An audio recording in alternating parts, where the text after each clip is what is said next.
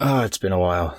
Is today Tuesday? Yes. Is it still 2024? Yes. Barely. Barely. Yes. As of right now, it is December 31st, and it has been a month, roundabout exactly, since we last recorded. Yeah, it's been a while. It's the time of year where there's just the craziness of the holidays, everything else. So yeah, but we're back just before I leave again. Yeah, so, exactly. Yeah. Good timing on my part there.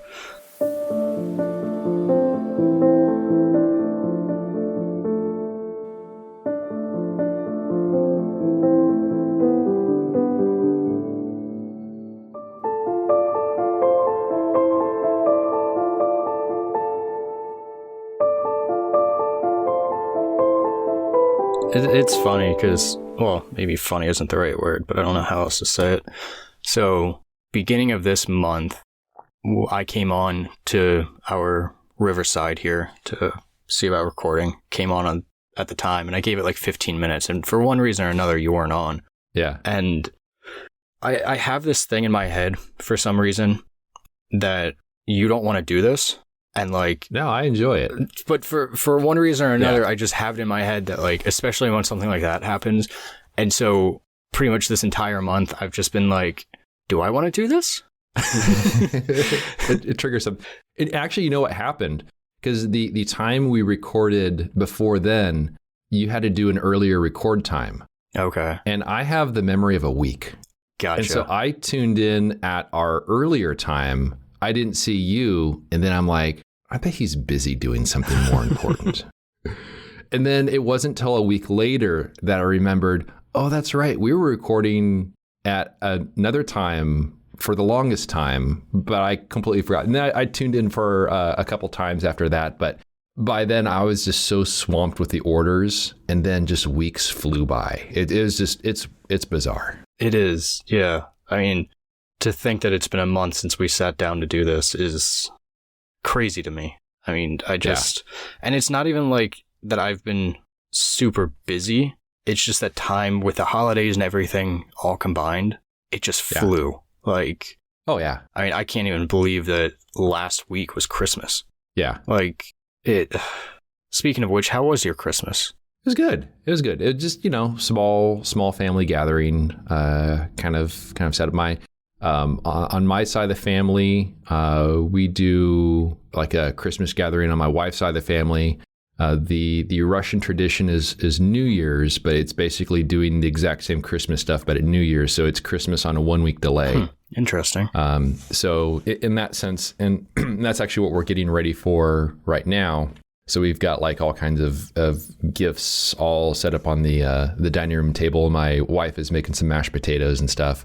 But and then, after we recorded, an hour or so after that, we're going to head over to her side of the family to do a New Year's deal. But yeah, it's just kind of quiet, small, that whole thing. How about you? Total opposite. Busy, loud, really full of people. Yeah. So my Christmas kind of started 4 days early this year, which is weird.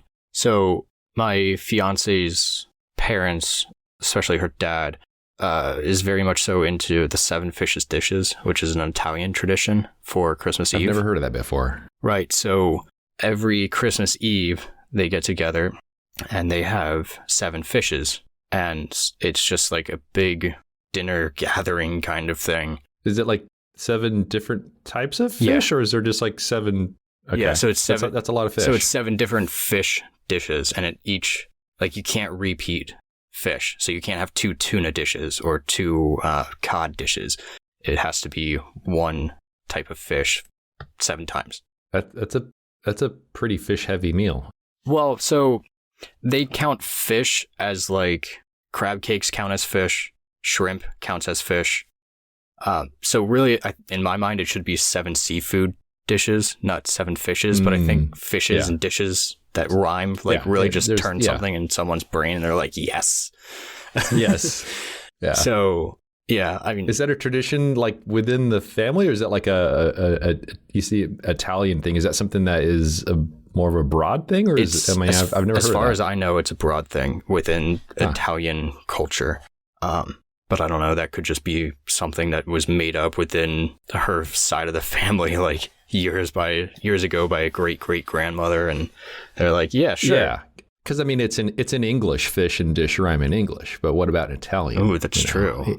Huh. Yeah, that's where I'm coming from. Okay. I'm like, is this like a American Italian tradition that goes back a few generations? But yeah, I don't know. Who knows? I gotta look this up now.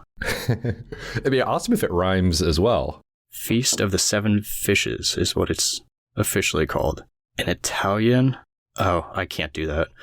Yeah, no, I can't say that in Italian because I know that Manuel listens and he's Italian, and I don't want to butcher that and make a fool of myself. Yeah. It's a celebration of Christmas Eve with dishes of fish and other seafood. Christmas Eve is a vigil or fasting day, and the abundance of seafood reflects the observance of abstinence from meat until the feast of Christmas Day itself. So that's kind of its origin. Huh. Derives its name from 7 different seafood dishes that are typically served during the celebration. Tradition stems from the Roman Catholic observance of abstaining from eating meat on the eve of a feast day, which doesn't make any sense because fish is still meat, but whatever. Yeah, exactly. Yeah. It's unclear when or where the term Feast of the Seven Fishes was popularized.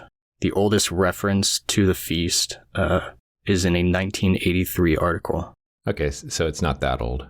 It's often erroneously claimed that the tradition is unknown in Italy. However, the tradition of a Christmas Eve meal of 7 or 13 fishes has been well documented in Calabria, although the name festa is not known to have ever been used in Italy to describe the meal. Huh. Interesting. So I'm wondering, like, how does a house smell? I mean, I understand, some of the dishes aren't going to be too much, but I don't know. I feel like you're increasing the odds of something fishy smelling if you have that many fish dishes. No, it's not too bad. It's not like, her family doesn't really eat any of like what are known as like the stinky fish. Like there's no like anchovies or eel. Yeah. Looking at like some of the popular dishes here, we don't eat dolphin fish, whatever that is. That sounds friendly. We don't eat smelts or anchovies or eel. Yeah. Octopus salad. Stuffed baked quahogs? Oh, that's a hard clam. Okay. Huh. Yeah, I was getting the Family Guy reference there. But that makes sense, yeah. Anyway, yeah, that's all right. That was a little bit of a tangent, but yeah, now we all know a little bit more about the 7 fishes dishes or Feast of the 7 Fishes or whatever you want to call it. Yeah, so back on topic a little bit. Yeah. So this year we decided to do this feast instead of on Christmas Eve itself.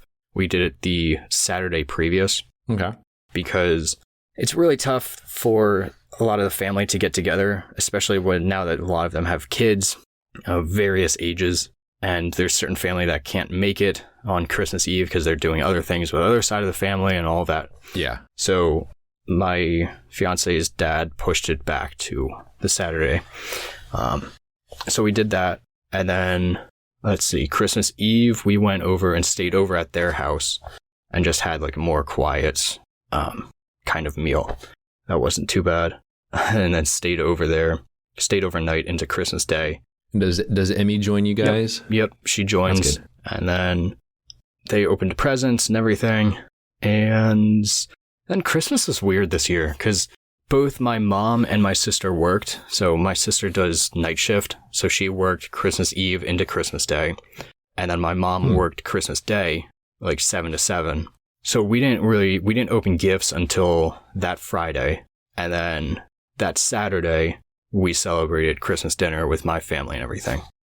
Yeah. And then Sunday night we got together with my fiance's grandparents, and they just had a small dinner.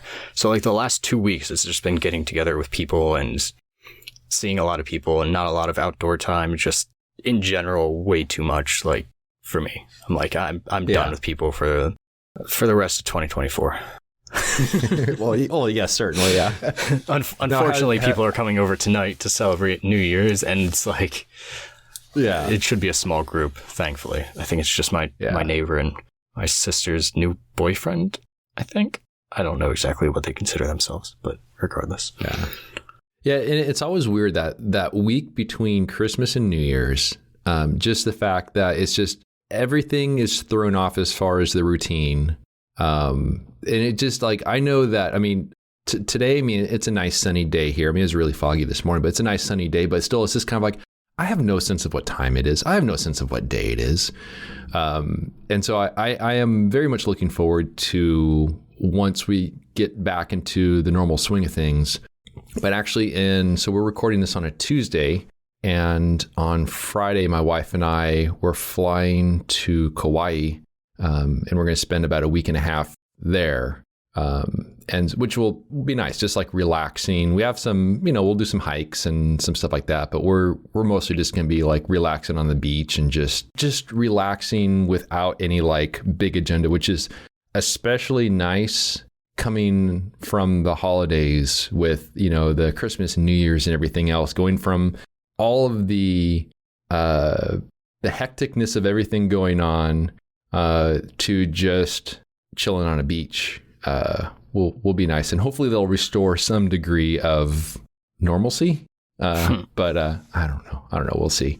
But yeah, I don't know. Do you have anything going into the new year? Anything you're not New Year's resolution, so to say, but anything you're looking forward to getting back to, or anything along those lines? I've got quite a few things actually, and I think they're going to make up maybe the bulk of this episode as a like 2025 plans kind of episode. Yeah. Let's see. What do I want to start with? Sounds like you have a list. I do. I have a list of topics aside of me of things that I want to touch on, but I don't know where to start. Yeah. I guess we'll just start with this one. So I've talked about it before, and I really need to focus in on the health side of my life. Like not just the mental health side, but the physical, like well-being and everything. They're so interlinked. Exactly. Yeah. And I've said it before. I've been going to therapy, and one of the things that we were talking about that I sort of brought up was I almost feel like I'm a cake, like a multi-layered cake right now in terms of my mental health. How so?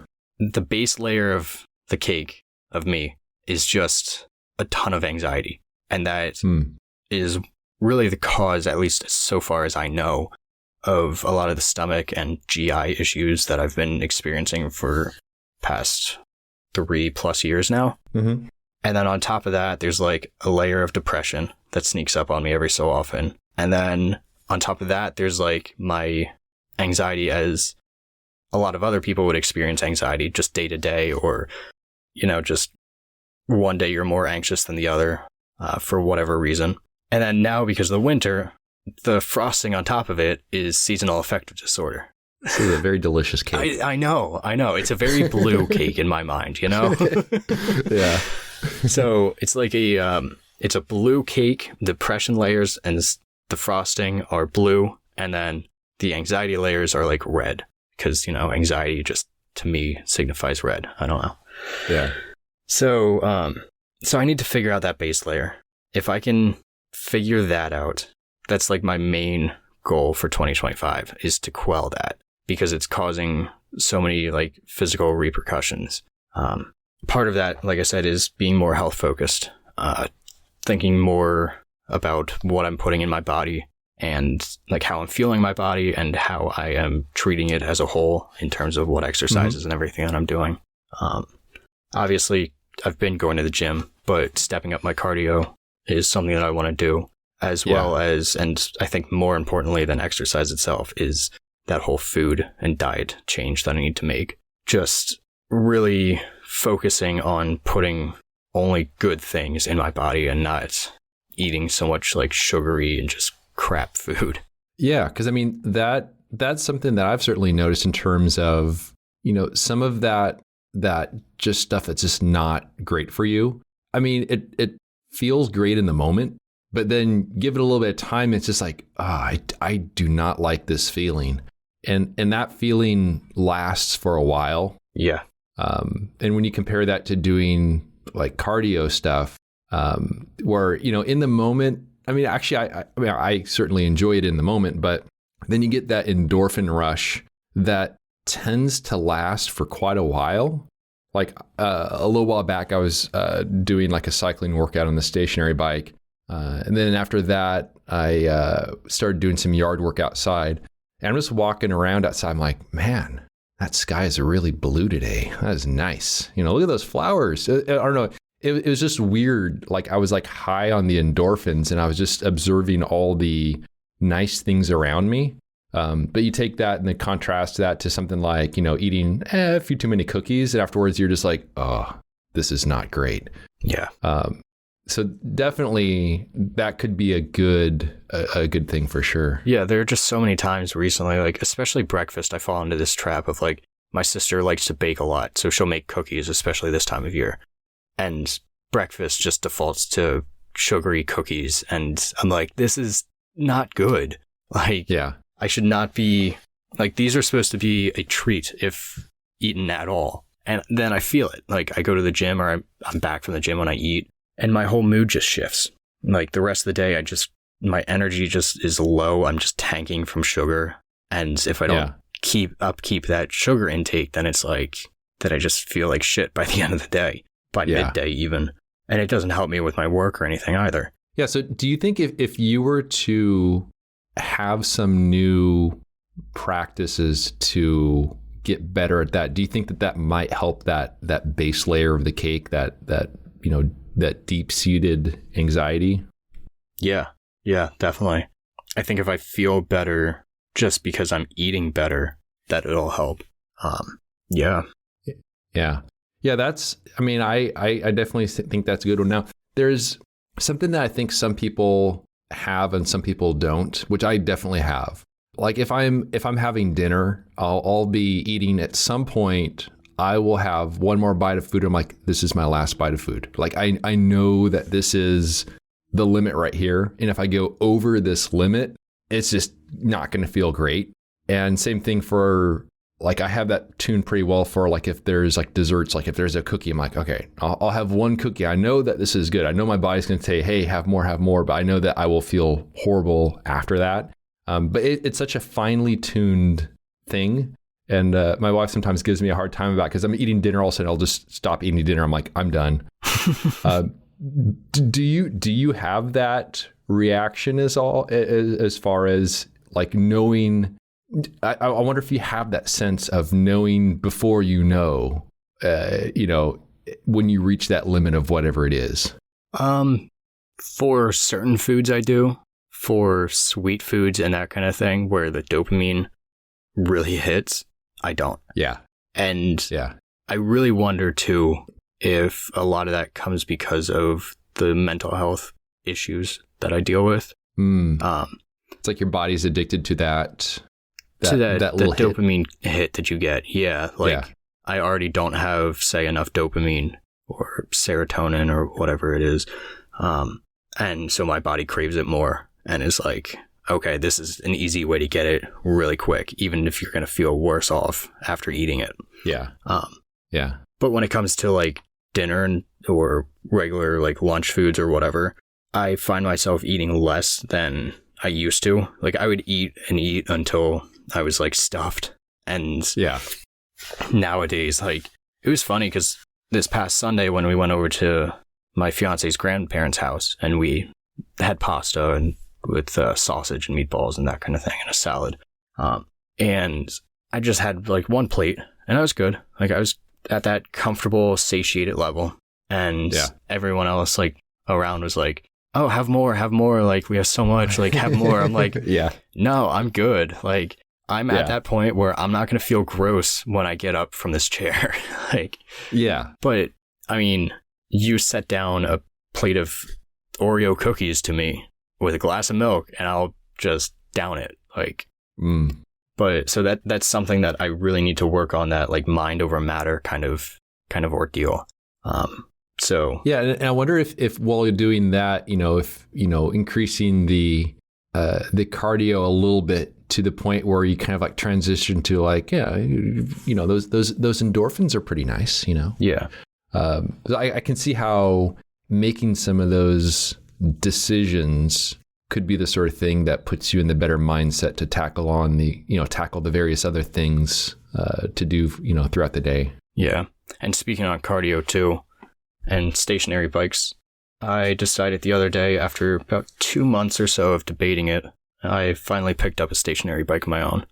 Oh, cool. Wait, is it a, what kind of setup did you get?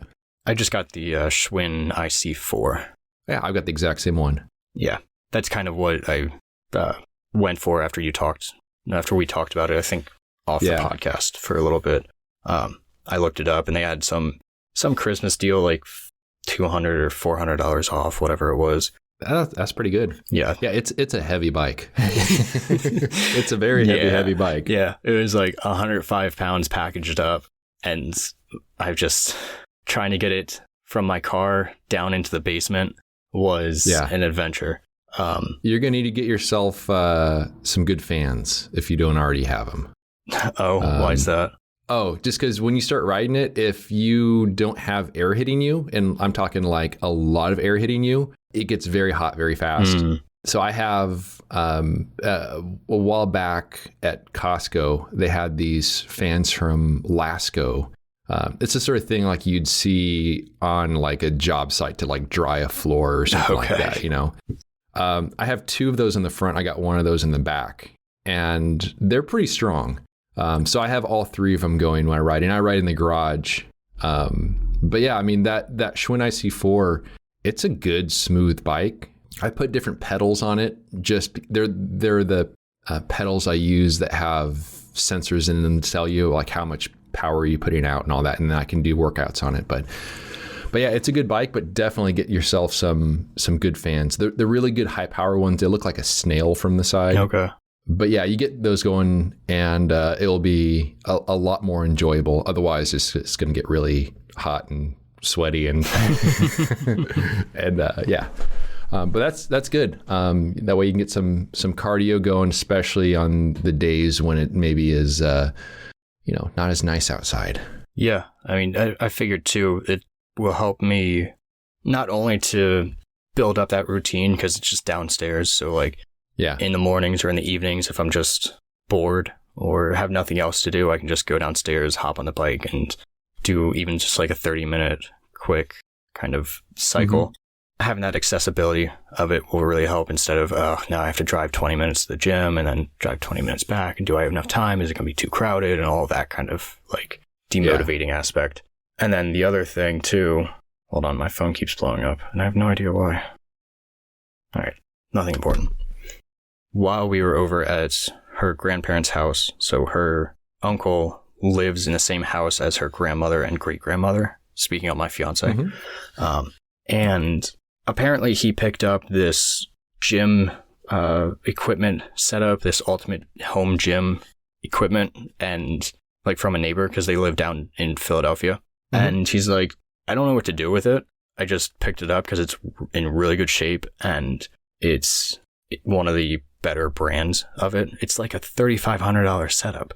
And he's like, oh, wow, do you want it?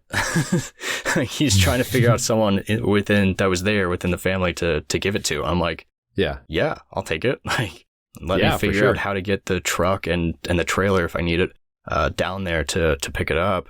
And sounds like a pretty big heavy setup. Yeah, I mean, like, I have the picture of the manual here. What is it? It's from Bodycraft. It's Bodycraft Elite, I believe is what it is. It's like the ultimate home gym.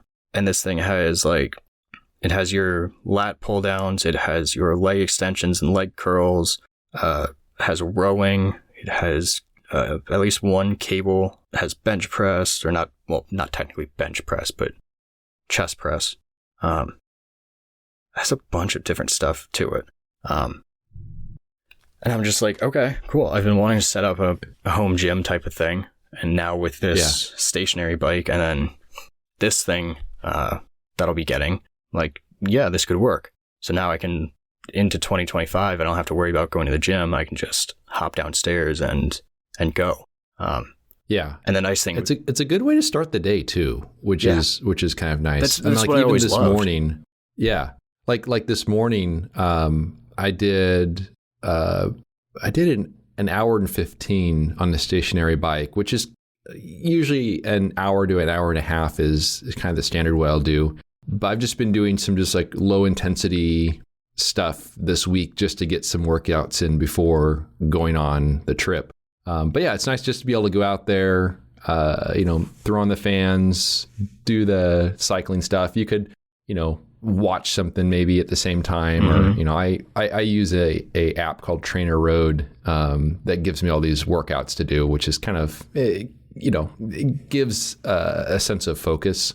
But I'm just looking like a little yellow line in a blue bar. I'm not really like, I'm not watching TV or anything while I'm doing it. Yeah. But it's, it's nice to be able to start the day with something like that, which is kind of Absolutely. Cool. Yeah. And I know that like building out a home gym isn't exactly for everyone because that motivation factor. After that initial upfront payment, there's no ongoing payment to like motivate you in that sense. But as I was talking to my therapist about just the gym in general, something that she pointed out is she was like, you are really motivated. Like you don't let anything get in the way of your gym routine. I'm like, no, I don't. And I wish I had that kind of dedication for my writing and for like the business side of photography, because I think I could be super, super successful in the financial and like stereotypical sense of the word of success. Yeah. If I had that motivation for all of that, like I do for the gym. But that's a whole other thing. So yeah. And for the gym with the dedication you have for it how is it that do you have goals in terms of, how much weight for certain things? I mean, do you have like marked goals that you're doing at the gym that you're trying for? Or is it more so just the sense of routine of, oh, it's time to go to the gym versus achieving specific things at the gym? It's the routine and just knowing that it makes me feel better in every sense. Yeah. Which, again, I was talking to my therapist about this. Like, at this point, it's just a baseline. Like, I know that tomorrow, because Wednesdays are like my rest days typically. Yeah. I know I'm not going to feel right tomorrow because of not going to the gym. The chances of me feeling low tomorrow are much higher than they were today because I went and I exercised. Which is also something that I think the stationary bike can help me with is tomorrow morning I can just hop on the bike for a half hour or an hour. And even if I'm doing something low intensity, it will give me that boost that my mind needs to keep me at baseline. Yeah. So it's not even a matter of like it's not even that it helps. It's not even that I feel it helping a ton after I do it, but it's when I don't do it that I'm like, something is really wrong. That makes sense.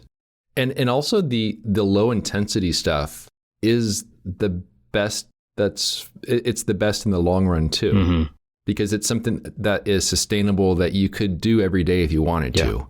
And all the while, all kinds of processes are going on in your body to adapt to that and to get stronger when it doesn't feel like you're doing a lot of work. And also those are the ones that like when I was doing the workout today, I found that about the 20-30 minute mark, I started getting that little sense of like endorphins going. I'm like, all right, well, this is good.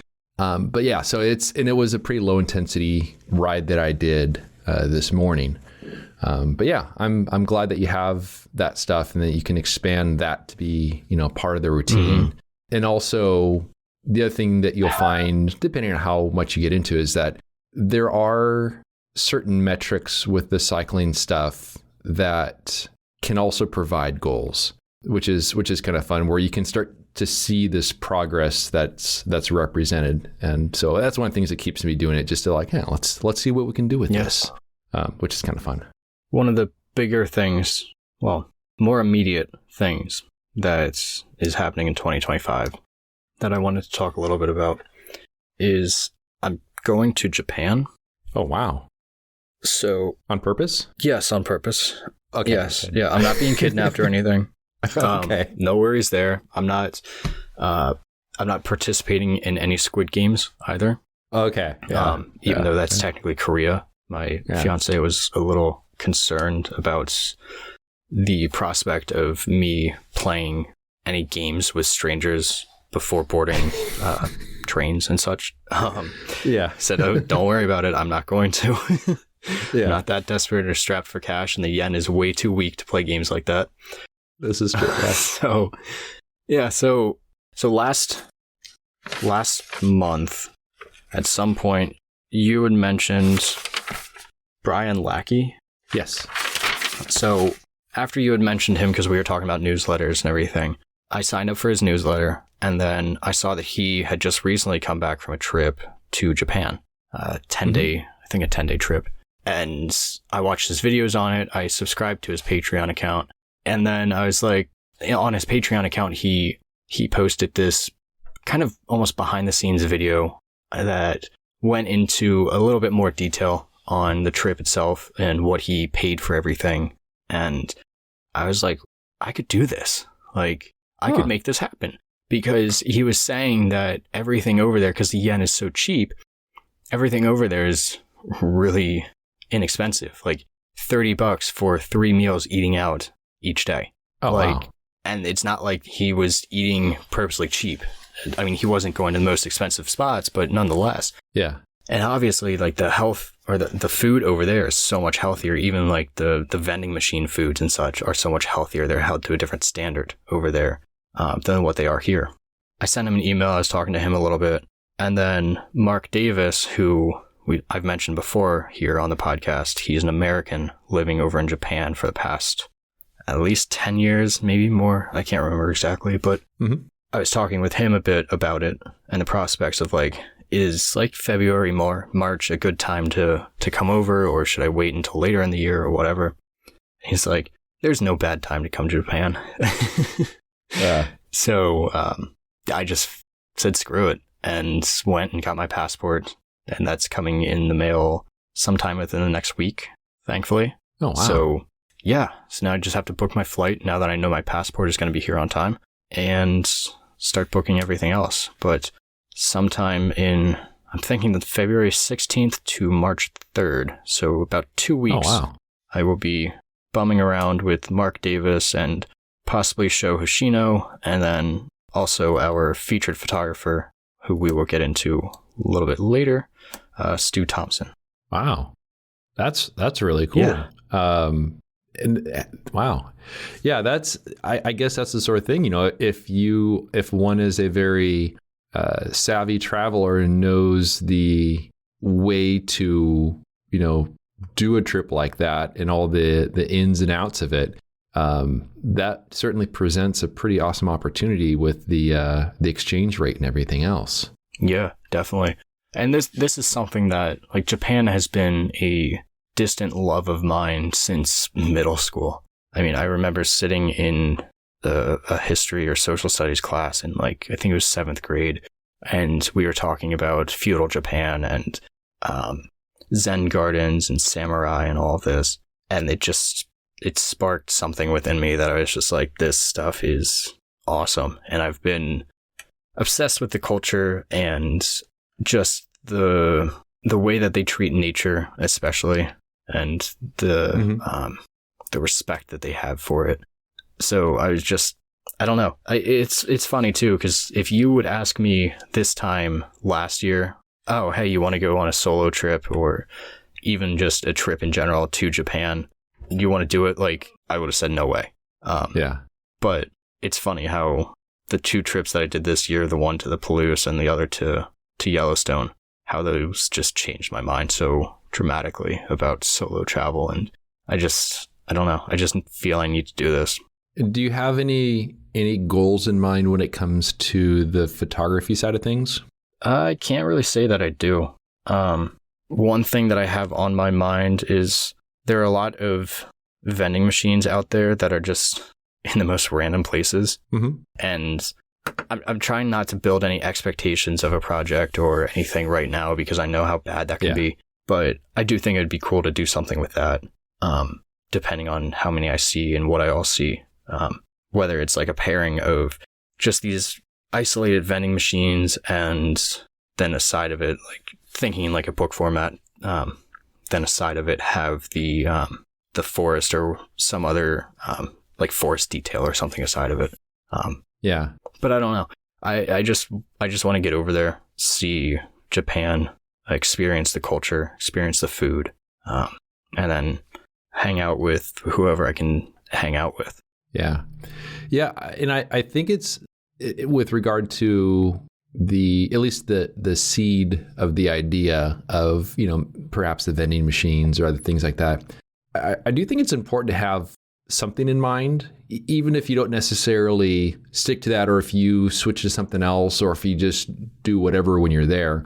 But just from the standpoint that it gives you a reason to be more observant, because I mean you're going to be hit with so much of a different sort of aesthetic and culture and everything else, that having something to focus your attention on a little bit, who knows, that might lead you somewhere that you are, you can't even foresee, at this point in time. But I do think it's nice to have at least a little something, at least to chase at the beginning parts of the trip. Yeah. Kind of like when I go on my trips, if there's a particular subject I have in mind that I will pursue, and then that usually leads to other stuff as well. But I think that'd be pretty cool. And I could definitely see something like a zine or something as a result. Like you said, pairing the images of, wilderness with, vending machines or something like that. It could be pretty cool. Yeah. Kind of just leaning more into my quote unquote fine art side of things. The stuff that just resonates more deeply, the storytelling kind of thing with my photography. Yeah. That's kind of a thread that I want to just see, that I want to follow and just see where it leads. And one of the other things that I'm debating, and it kind of all depends on how much I want to torture myself here, but I'm really thinking that I want to bring the 4x5 to Japan.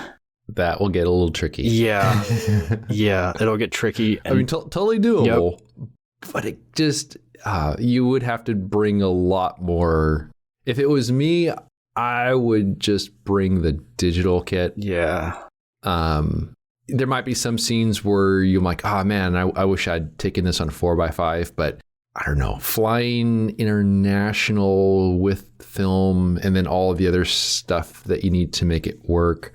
It seems like that itself might interfere with the process of, going to this other area and experiencing things. I mean, who knows? You could be, wishing the whole time you had a 4x5 there when you had the digital kit. But if it was me, I think I would put photography a little more on the back burner, focus on the experience, and work with the digital kit, which will do perfectly fine for, I think, any of the subjects and stuff that you'd have there. Yeah, I know. It's just 4x5 bug is starting to bite me again. And especially with this trip, I just think it would be awesome to experience it with film in like that proper sort of way. But I don't know. We'll see what happens. It depends on how, like I said, how much I want to actually torture myself here with it. I know it's feasible. I know it can be done. But it all depends on, again, how easy I want to make it for myself. So I figure it's probably time for the artist of the week, speaking of Japan. Yes. Yeah. So who do we have this week? So as I mentioned, we have Stu Thompson. And Stu is originally from Scotland. He moved to Japan, and I found out from his work literally just last night from Mark Davis. Stu is someone that's, from what Mark had said, is very fluent in Japanese, really knows the area quite well. He also says that he owns several English language schools, and he's someone that Mark is hopefully going to link me up with, because of owning so many of his own businesses, he has more flexible time and could probably bounce me around a little bit, which would be nice. Yeah, and that would also be awesome because he has some really wonderful work that I don't think gets near enough attention on it.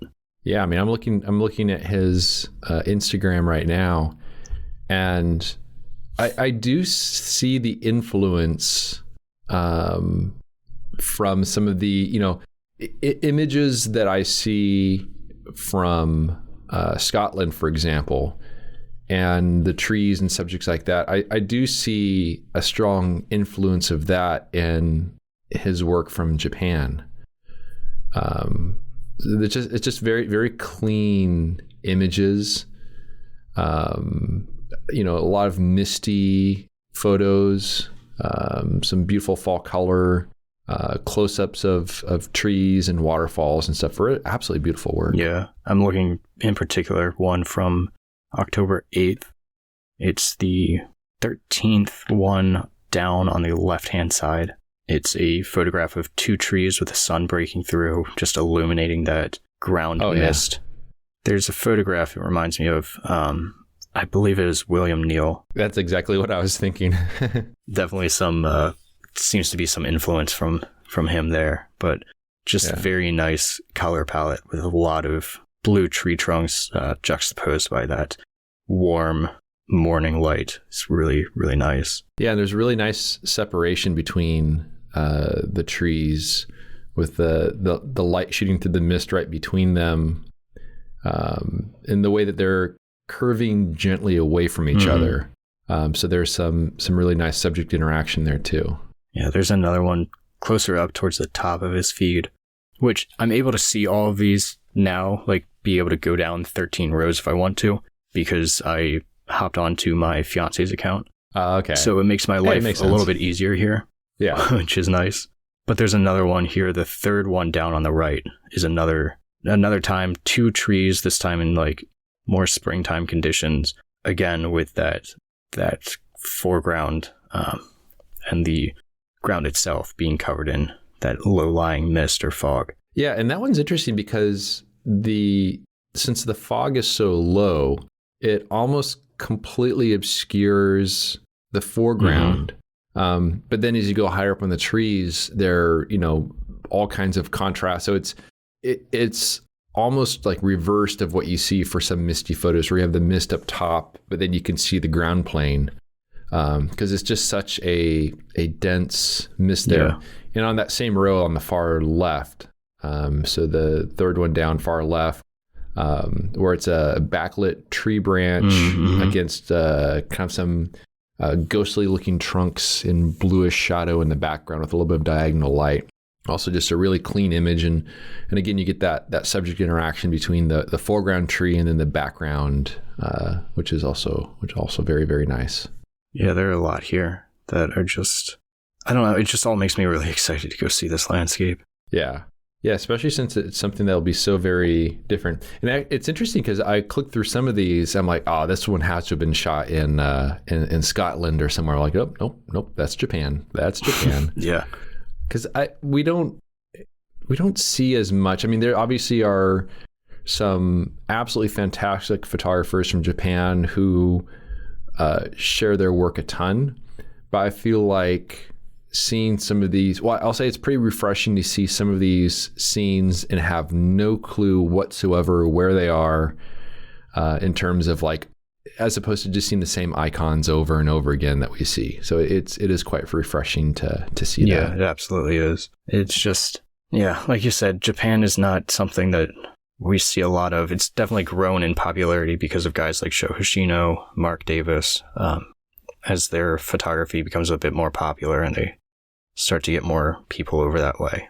But even so, like before that, Michael Kenna, Bruce Percy were really the only two names that I know of that really focus heavily on Japan. But most of that is in Hokkaido, in the northern section of Japan. You don't see a lot. Like Sho Hoshino's based in Nagano Prefecture, which is western Japan, west of Tokyo, where I'm going to be heading. But yeah, I don't know. It's just, yeah, he's got some beautiful work. I highly recommend checking him out if you have not already. Yeah, definitely a excellent choice. And it's very exciting to hear that you'll be spending a little time there. Yeah.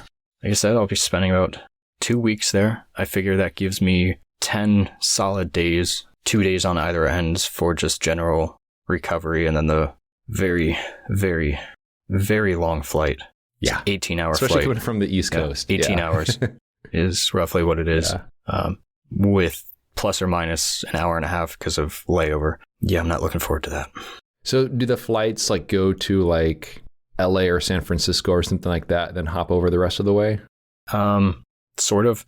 Some of them are, or a lot of them that I found like are the Dallas Fort Worth airport for a layover, which kind of feels weird to stop in the middle of the country and then pop off. Yeah. But instead of, like you said, LA or something, Yeah. I don't know. But Well, it doesn't surprise me because when my wife and I were looking for flights to go to Kauai, there's very few, almost no direct flights from San Diego to Kauai, but I can get a direct flight from like Dallas to Kauai or all these other places. maybe because it's just a much bigger, because of it being in Texas and you have so much land mass there, that it's just so much bigger of an airport that they can just do like international flights right from middle of country, kind of like that. And maybe they're a hub for some certain airlines or something like that too. But yeah, in any case, that is certainly exciting news, and I look forward to hearing about that after I get back. And that's right around the time I normally go to Death Valley. So I will have just barren wasteland, and then you'll have all kinds of hopefully snowy, foggy, awesome, amazing conditions. Yeah, it's awesome stuff with some tasty food. Yeah, hopefully. Yeah. That was my other thing. Like I was going back and forth, especially because of not having my passport and only having applied for it in December, beginning of December, I think it was. I was really worried that like it wasn't going to come in on time because of one reason or another, even though the lead times that they were saying was about a month, which is accurate to what it was. And I was debating whether I wanted to go to the Southwest for 2 weeks or to Japan. And yeah, especially now that I've been talking to Mark, he's helping me build up this itinerary, and I can't pass it up. Yeah. As much as I want to see and experience the Southwest, I'm like, it's not going anywhere. We'll always be there. Neither is Japan, but yeah, it's still, if I had to pick one. Certainly with the exchange rate makes this one the higher priority. Yeah.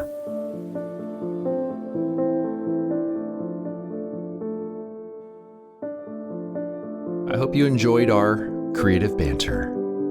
You can learn more about Cody's work by visiting his website, codyschultz.com. And you can find my work at benhorn.com. For further discussion, join us at patreon.com/creativebanter. It's a place where we can interact with you, the listener. And although we greatly appreciate those who contribute by joining a tier, discussions are open to everyone, whether you're a paying member or not. Thanks so much for listening, and we'll see you around next time.